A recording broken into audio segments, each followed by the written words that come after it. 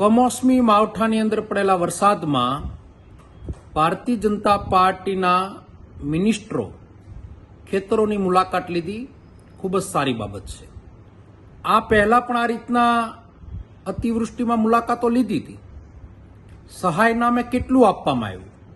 મારા વિસ્તારના ઘણા ગામડાના નામ લઈ શકું. ગોબા, પીપળી, હિપાવડલી આ વિસ્તારમાં અતિવૃષ્ટિ થઈ હતી, મેકડા, ફિફાદમાં.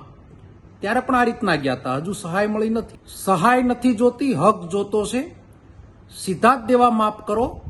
ભૂતકાળમાં 25,000 કરોડના વીમાના પડીકાઓ ખાઈ ગયા છો. આરસી ફળદુ કૃષિ મંત્રી હતા, હું ધારાસભ્ય હતો.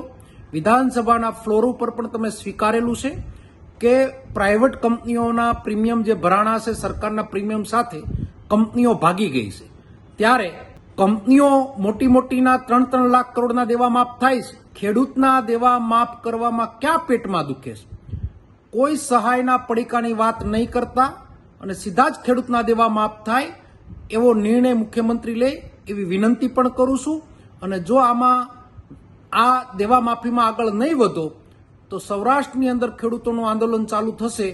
એમાં કોઈ અટકવાનું નથી. આ વખતે ખેડૂતની એટલી મોટી વ્યથા છે કે ખેડૂતોને બચાવવા એ તમારી ફરજનો ભાગ છે. સૌ સાથે મળી અને ખેડૂતના દેવા માફ કરો એવી વિનંતી કરું છું. ધન્યવાદ.